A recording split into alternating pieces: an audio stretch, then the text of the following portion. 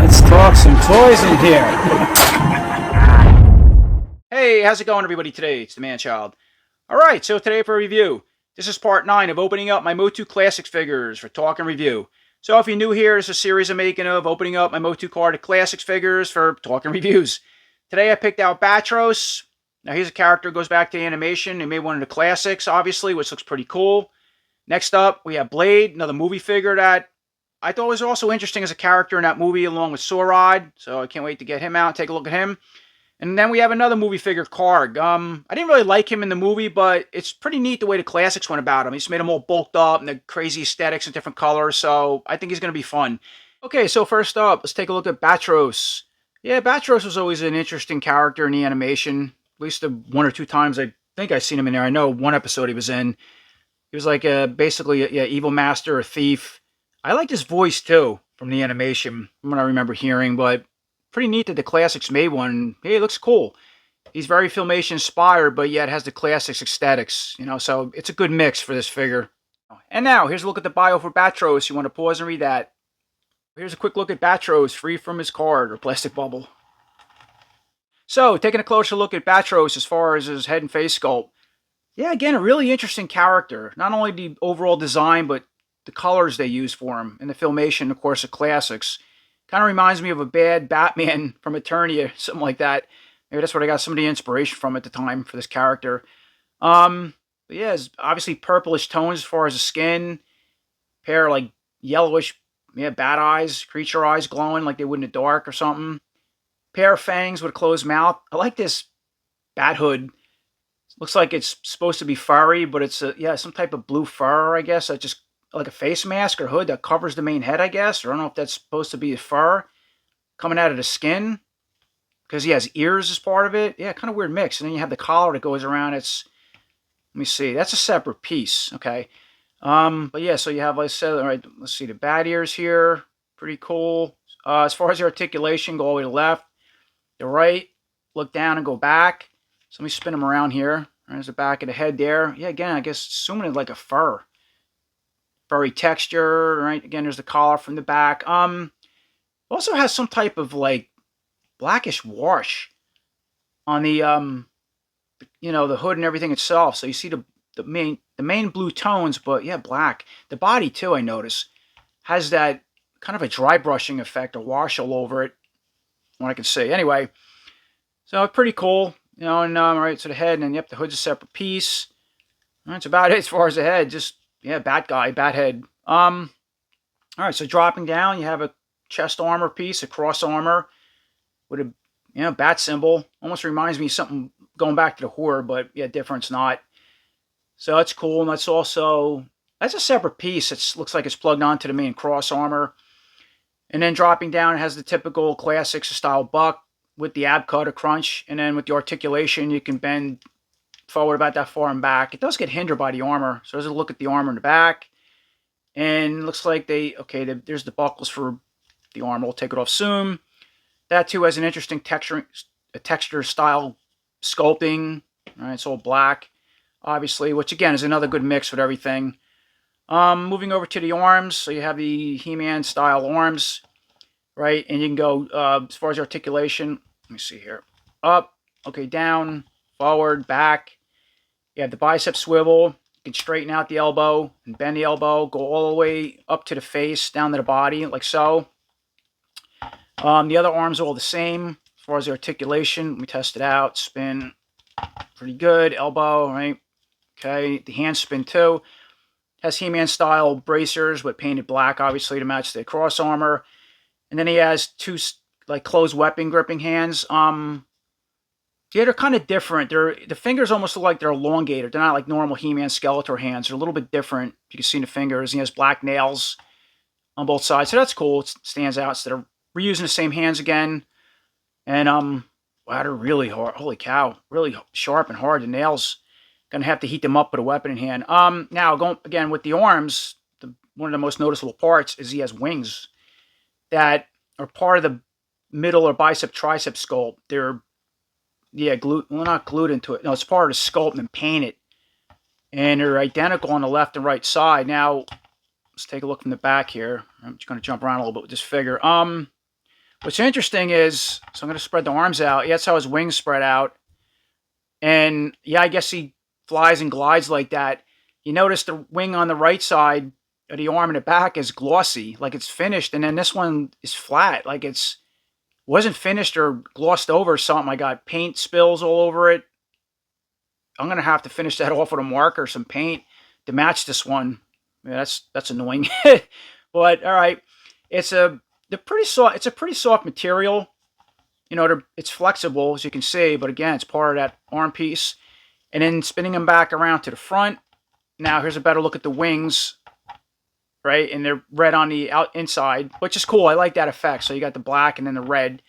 And then when you put the arms in, the wings can tuck down by the side or behind the back like that. So it's about as far as they'll fold in. But that's it. There's no other articulation with them. All right, so that being said, we got the wings, the arms, and dropping down, you have a regular He-Man style belt loincloth. Again, black belt, blue loincloth to match the hood and neck piece and the boots. All right, spin at the waist, and then dropping down, just regular classic style He-Man legs. That's why I refer to them all. You know, these legs, the aesthetics anyway. As far as the articulation, go out with a split. Go forward, go back, bend at the knee. All right, other legs are all the same. And then, just test it there, okay? So the loincloth, you can see it's cut there, which allows the leg to be flexible. And then dropping down, too, I like the boots. So you got fuzzy fur boots, a different style boot, not a normal, again, quote-unquote He-Man style boot, but, yeah, to match the hood, obviously, as far as that blue fur tone or sculpting. Has a black band around the upper part. And then you go down, you have like a, yeah, I guess some type of creature foot that's, again, unique for classics figures. And you can spin at the boot, and then that foot can go up and down, and you see rock side to side somewhat, and the other boot is all the same. Okay, so once again, moving to the back side of the armor, I want to remove it off the body. And oh, the legs have these swivels too. I always forget to mention that. All right, anyway. So as far as the armor, to remove it, again, let's see how it's come off. Some of the classics are real pain in the neck when you pop these off to put them back on, so I don't like doing it. All right, so it's going to pop off like that, and then I got to remove the head and hood, and then I can take the armor off the body, it looks like. So obviously I removed the head and armor off the body, and here's a better look at Batros. So the main buck, for people who aren't familiar with what it looks like or what he looks like. And the colors, yeah, again, it has some type of wash or a, just some type of blending with a blackish tone or dry brushing, I guess you call it, over the body. You can see it better now. There's a better look at the back, the aesthetics, the cuts. And you notice, too, in the neck, they painted some blue when you remove this collar piece. So here's a better look at that fur piece and neck piece off the body, right? Pretty flexible. And then it would look like it's the front, yeah, there's the front and the back. And then when you put the head back on, it would just look like, of course, when you push the head down, something like that. If you didn't want to use the armor, yeah, this ball peg's been a real issue popping his head on and off. I don't want to keep messing with it too much. And here's a quick look at that armor off the body. So we were talking about the bat. See how flexible it is and how it comes apart and where you snap it together with these two buckles. So moving forward with Batros's weapons and accessories, yeah, he just gets one weapon, and it looks like the same spike mace club that Spike-Or comes with, but the colors are changed up. So yeah, it has red spikes obviously all over the main spikes, the top, and then it's all black. Has a handle, but yeah, very rubbery material. Mine's really warped. It's like gummy down here. I don't like when weapons are like that, but that's what he gets.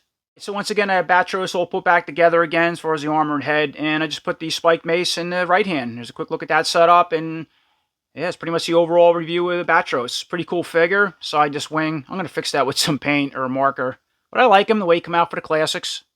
Okay, so moving on with our next figure, we have Karg. That was a character in the 1987 He-Man movie, and yeah, again, I got to say, I like the way the classics went about him, with the bigger, bulky classics aesthetics, the muscles, the chest, the legs. Colors are interesting too, and there was two variants made to him. This is the blue one, and there's a version that looks very similar to the movie. I haven't put away. I'll get to them another time. But yeah, the wacky hair, the face, again, just the accessories it comes with. Pretty cool what the classics did from what I can see so far. And here's a quick look at the bio for Karg. You want to pause and read that. And now, here's a quick look around with Karg, cut out a package with all his accessories. Okay, so taking a closer look at Karg's face and head sculpt. Yeah, he definitely looks like he belongs in a MOTU line now, as far as a figure, compared to the movie. They just did a good job with him for the classics. That head and face looks like a reference going back to something out of the 80s, like a goblin or a troll, like maybe in a Labyrinth movie. Kind of reminds me of a bit. Or some kind of 80s hard rock band with the long hair and, yeah, maybe a painted face doing a crazy show. Yeah, the eyes are sunken in, got wrinkles all around the skin of the face, growling mouth with the teeth showing. And then look at the hair. Okay, yeah, he has like goblin or troll type ears sticking out of both sides, but hair is something else. Really wacky looking. But again, the color is between the hair to face and then this armor just really stands out. So as far as the articulation with the head and hair, I guess the hair really, yeah, you can go to the left, go to the right, look down. It's about it. Really not much. And go back, because even the hair in the back gets hindered, hits this pelt piece part of the cape. But excellent sculpting, details, colors. Yeah, just wacky and interesting, best I can say. And then dropping down to the neck, you have this ruffled neck collar piece that looks like it's part of the armor, something like a clown would wear. But painted a darkish blue color to match the dark color areas of the armor, shoulder pads. And then below that, you have a chest plate with a medallion that's part of sculpt painted, and then these extra other, you have like lightning strikes from both the right and left side painted gold and red. I don't know if that's rank or battles he was in or something like that. It's interesting. And then, of course, you have the metallic blue highlights that go over the dark parts of the armor. That also stands out. Pretty cool.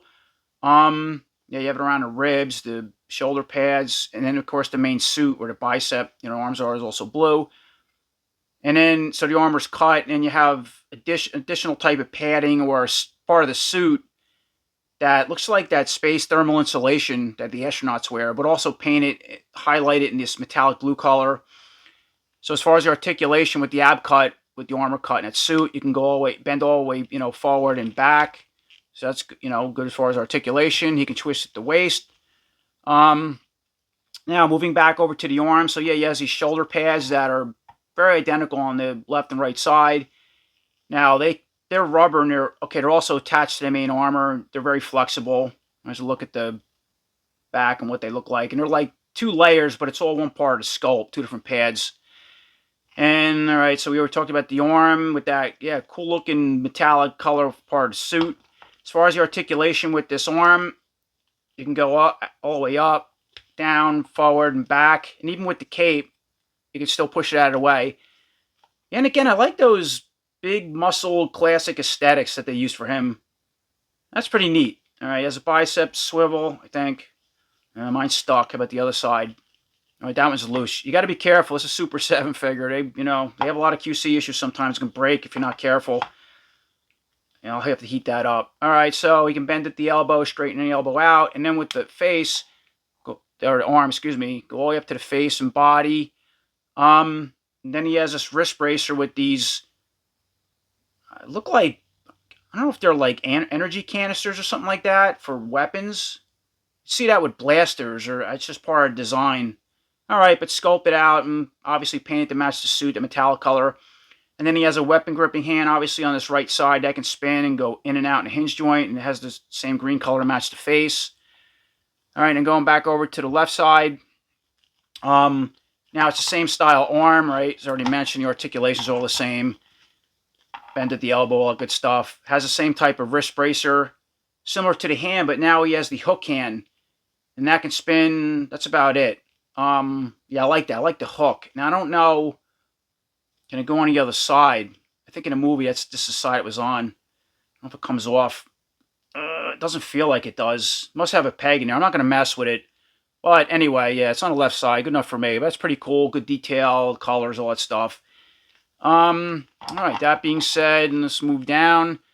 So yeah, then he has the, this skirt piece or belt kind of protector piece, sash kind of thing going. So also, yeah, it has that space insulation like up, up in here. I guess this is all one suit underneath this, and it just goes all the way down, maybe. Cool colors, right? You have the front piece. Let's see, wraps all the way around. In the back. And then you notice too the belt with the cape pulled up. All right, so here's a better look at the back with the cape. I should have mentioned that. How this cuts into the armor. Yeah, there's all kinds of symbols or instruments around the belt in the back, and then obviously you have these other type of, looks like syringes hanging from the belt, sculpted. All right, and you can see them on both sides, and yeah, it's pretty eerie. And then these also other hooks that look like chains that go around. All part of the sculpt though, nothing comes off, which is cool. All right, colored silver. And then dropping down to the legs, so they're just regular, yeah, classic style legs. As far as the articulation, go way out with a split. And of course, you know, once again, it has the same suit, like the arms and stuff like that.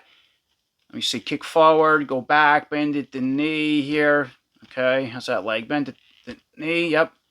He has the thigh, all right, so don't forget that, the thigh swivel.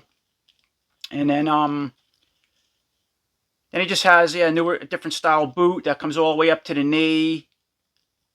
And they can spin, I think. No, they're not spinning. I don't know if they do or not. No, they don't look like they do. They look like they're actually sculpted all up to the knee itself. It's all part of that, you know, the main, the lower part of the leg. Oh, I'm sorry, they spin here. Okay, where the cuff is. I just found that out now. I was going to say, something should spin. All right, so that's cool. He spin at the cuff. And then he just has this, yeah, kind of a regular style foot. Then go up and down, rock side to side. And the other leg's all the same.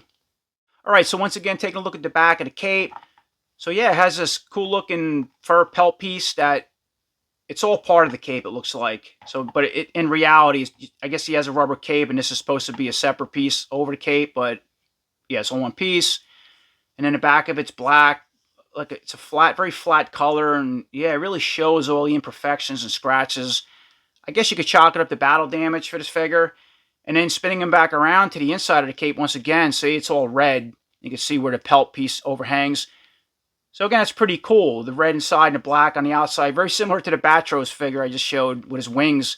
This too, really scratched, worn. It's dirty. And I don't know if it's meant to be like that or it's just battle damage. That's what I'm going to call it. Otherwise, it's going to drive me nuts for a new Classics figure out of package. All right, that makes sense. And now the armor, how do you remove that off the body? Okay, look at this. Mine, now it should snap from here. Looks like there's buckles, but you know what's interesting with this? I can see strips of glue holding mine together.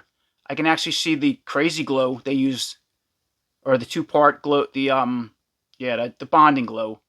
So this is not meant to come off, and if it does, you're going to have to glue and break it. And I've noticed that with certain excuse me, Super 7 figures. I'm just going to leave it on. I was just curious with the buck. It's just going to be a typical buck, and you know, you can see that the spacesuit stuff just stops here and then in the back. I mean, you can already take a look at that. So we're just going to leave it. But side, you know, everything I just showed, it is a really cool looking figure with the colors and designs. Again, the way the Classics went about them. Okay, so taking a look at Karg's weapons and accessories, he comes with a laser blaster pistol. That looks something like the movie. I don't really remember again, but I like the detail on that. I really enjoy when figures come with blasters. You don't see enough of that.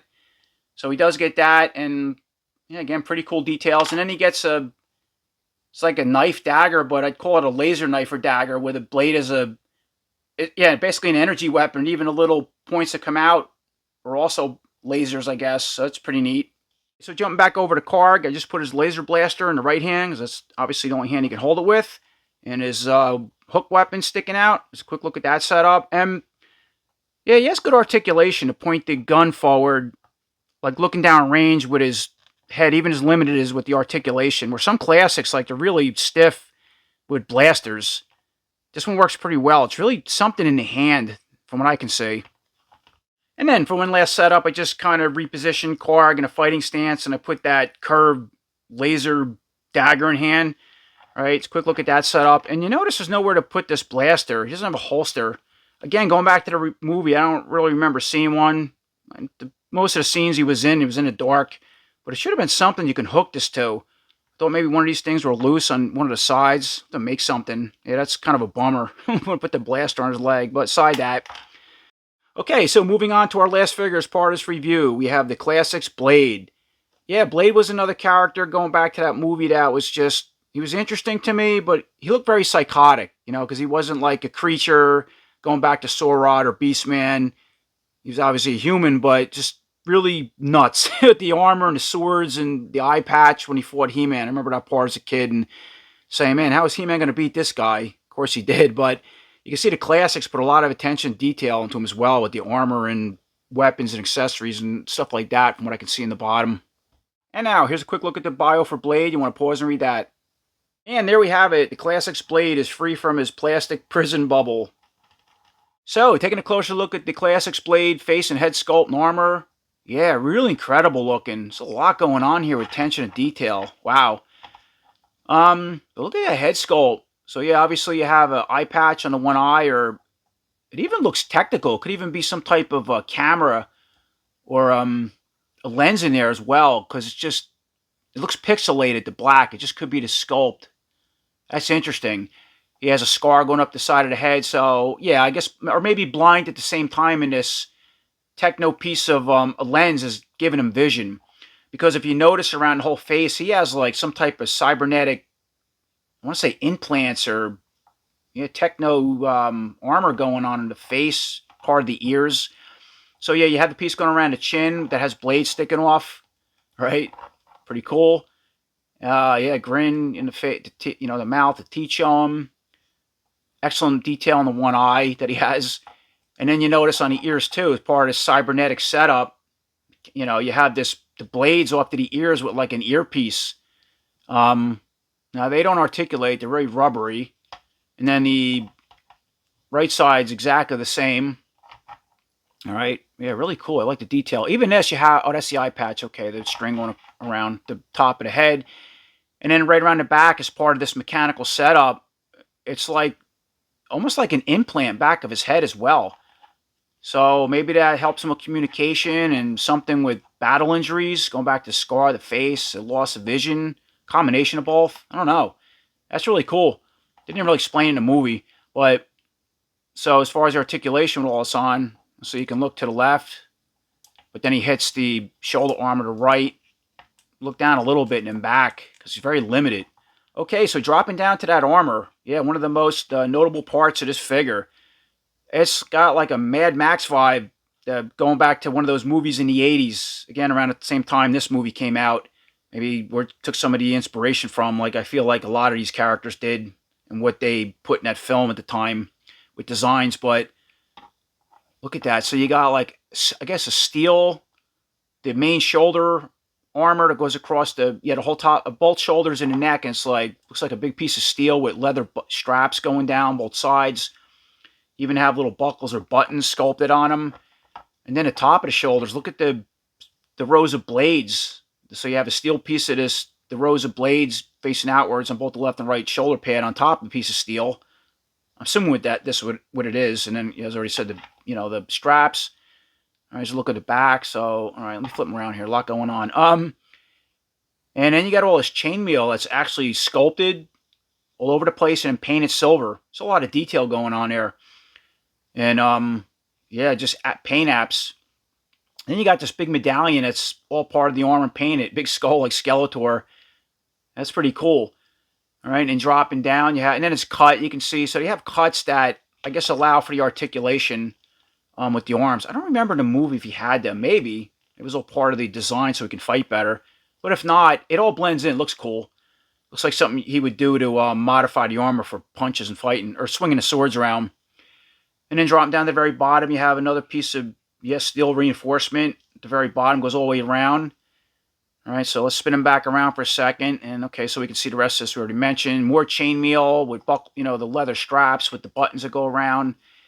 And it's just all over the place. Painted detail. Now it is cut back here for this ab crunch, this articulation. So with the upper piece of armor on, all right, so he can bend forward and all the way back. That's what that does. You can spin at the waist. Bouncing around here with this figure. And then he has a lower part of like a chainmail sash, just a hip and guard or loin protector belt set up. Yeah, just so much detail.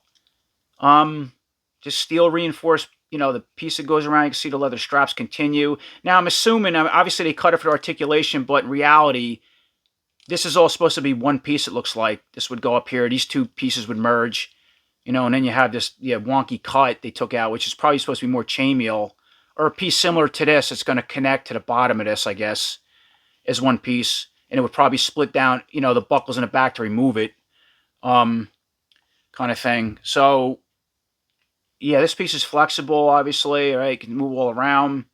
Now, you notice, too, with the leather straps, he also has two sword holders, because it comes with two swords, which I'll show soon. So that's cool. All right, that. And then you got the piece in the back, too, that goes down. Very flexible. And let's see. Then dropping down to the legs, you notice that he has, like, these, little throwing knives, daggers, with the sculpted on holders that go around the thighs of the legs. And that's all, part of sculpt and paint. I don't think it's separate. No, it's all part of sculpt.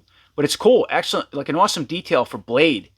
Wow, like it. All right, so let's jump back up to the arms. So regular He-Man style arms, right? And as far as the articulation, go up, down, again, forward because of that cut, like that, all the way back. So the bicep swivel. Yeah, and then he has this, this cool looking bracer on the inside, on the right side of the arm, with the blades. And it's funny, they got the pin showing, and on this side you got the cut, and it's not even painted silver in there. It's like that sticks out. I'll paint that with a marker. It's little stuff. But on the inside, it like tapers in more, and it misses the pin. So that's just the design of that bracer. And then he has like a glove, semi-open hand for weapon gripping that can spin. All right, let's jump over to the left side. Yeah, that's a whole other arm going. I mean, it's the same He-Man arm, right? Articulation up, down. Let's test it out. Oh, it's stuck. There we go. Forward, all the way back, bicep swivel. And then for this bracer, he has a pair of, like a dart gun, or bolt gun, we'll call it. A wrist-mounted bolt gun, that's what I'm going to call it. And has three, arrows ready to go. Fire out with pneumatic pressure, I guess, or air. And again, it's mounted to a similar bracer with the blades. Yeah, it'd be cool if it had two of these on each side. But he has the one. And, it's all part of sculpt. They don't come off. And then you can also bend at the elbow with that. Okay, and then he also has another glove, obviously on the side, with semi-open pose for weapons, and that can also spin. And the fingers are really hard, like a lot of these classics are. All right, so then let's go back down once again, back to the legs where we talked about the daggers. So as far as the articulation with all this stuff on, you can go all the way out with a split, somewhat. Okay, and kick, let's see. All right, kick forward. So even with this chainmail piece, forward, back, bend at the knee, the other leg too, right? Same deal. Let's just test it out. Kick forward, go back, bend at the knee. All right, and again, has that thigh cut with the knives in both legs. And then dropping down, he has his own unique boots with almost looks like a razor blade wire going across the lower flap, the fold on both sides. And the boot can spin like that, and then the foot can go up and down and, all right, rock side to side somewhat. How about this one? Go up, down, and no, these don't really rock. Or maybe they do a little bit. All right, anyway, go up and down. And now, moving on to Blade's weapons and accessories. So yeah, he comes with some cool looking weapons, a couple swords, but this really stands out. So you get that laser whip that was in the movie when they captured He-Man and took over Castle Grayskull. Yeah, again, Blade, of all the characters, pulled out a laser whip, started whipping He-Man across the back. Kind of violent for the day. But yeah, really nice looking handle. So very bright silver. And then the translucent, laser, energy laser coming out of it. Really flexible. I like how the design obviously comes out of the front of this handle and then it tapers down. Yeah, that came out really cool. Wow. All right, then checking out his sword. So he gets I want to say the pair of swords or something very close to him that he used in a movie. But the problem is, I mean, the sculpt is excellent, but they lack paint, okay? Now, I remember reading about this figure that the budget was, he went over budget for the, that figure in the classics. So he had to cut certain things. In this case, it was the paint for the weapons, which was the swords. Now, I'm going to customize mine when I'm done with this video. I'll paint the ends black, and I'll use a silver marker, and I'll just highlight the blades on both of these swords. That's an easy fix for me. Yeah, sometimes they don't do it right. You got to do it yourself. Anyway, but good detail. And it's interesting. They even put the red on the handle. You got it's painted red on this outer. You had handle tips for the sword, but nothing else is done. So you do get that one. And then you get the pirate-like sword with the handle. And then these curved pieces go up. They're very reminiscent of the power sword almost, kind of what they're paying homage to. It's interesting you got a square opening here, and then of course the sword curves. So yeah, cool sword aside the lack of paint. Now here's a look with Blade all armed up with his weapons. So yeah, I put the bolt swords in each one of the holders so you get an idea what it looks like, how it holds them. I have the bolt, the wrist-mounted bolt weapon obviously pointed outward. I just want to see how it looks with the articulation and his head looking like he's ready to fire them arrows, bolts. And then, of course, I put the whip in the other hand, so it's a good way to set Blade up between that weapon, the whip, and then the two swords if you don't want to put one of them in hand. Yeah, and this laser whip, too. I didn't know if this piece can come off and you can put the handle in the holder. Doesn't look like it's all one piece. And then, of course, here's a quick look with Blade set up with both swords in hand, just like he fought He-Man with in the movie. So once again, moving forward with a couple size comparisons, because I don't have any other figures to compare to Blade, which there's only the vintage one. I never had it. It wouldn't look well anyway. I did hear rumors that the Masterverse is supposed to also put out a Blade as part of the movie figures, so hopefully we'll see that sometime this year. But here's a quick comparison between the Classics Blade, again with both swords set up in hand, going back to that battle in the movie against He-Man, and the Masterverse movie He-Man, but mine has a custom Dolph Raymond Toys head, which is just awesome. Of course, he always sits in my background now, as you can see. So there's a quick size comparison between those two. And yeah, they can work good together, even though He-Man, as a Masterverse figure, is a little taller. Right? So this figure's around 6.5 inches, which most Classics are, and Masterverse around 7. But if you went back to the He-Man movie at the time, Dolph Lundgren's character is really tall. I believe he even towered over the character that played Blade. Okay, and before we finish the video up, the last thing I want to do is a quick comparison between all the Classics movie figures I have available against the Masterverse movie figures. So yeah, we have the full roster of villains from the 1987 He-Man movie. We have Beastman, Masterverse Beastman. They did a good job on him as far as the height and overall design.